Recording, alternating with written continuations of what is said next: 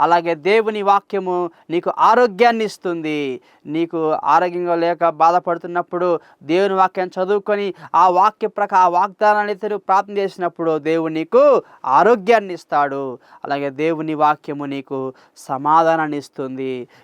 ఆందోళనతో టెన్షన్స్తో ఉన్నప్పుడు దేవుని వాక్యాన్ని చదివినట్లయితే నీ గందరగోళాలన్నీ తొలగిపోతాయి. నీ ఆందోళన అంతా తొలగిపోయి నీకు నెమ్మది కలుగుతుంది. అలాగూ దేవుడు నీకు సమాధానాన్ని ఇస్తాడు. దేవుని వాక్యం చదవడం వల్ల గొప్ప గొప్ప ఆలోచనలు దేవుడు నీకు ఇస్తాడు. ఎలాగో నీ జీవితంలో నువ్వు ముందుకు కొనసాగాలో, నువ్వు చేసే ఉద్యోగంలో కానీ, వ్యాపారంలో కానీ, దేవుని సేవలో కానీ, ఆయా పనులలో ఎలాగో చెయ్యాలో దేవుని వాక్యము నీకు ఆలోచన చెప్పి నిన్ను నడిపిస్తుంది. కాబట్టి దేవుని వాక్యం చదవడం వల్ల నీకు గొప్ప గొప్ప ఐడియాలు, గొప్ప గొప్ప ఆలోచనలు దేవుడు నీకు ఇస్తాడు. దేవుని వాక్యం చదవడం వల్ల మరొక ఆశీర్వాదం ఏమిటంటే నీకు ధైర్యం వస్తుందన్నమాట.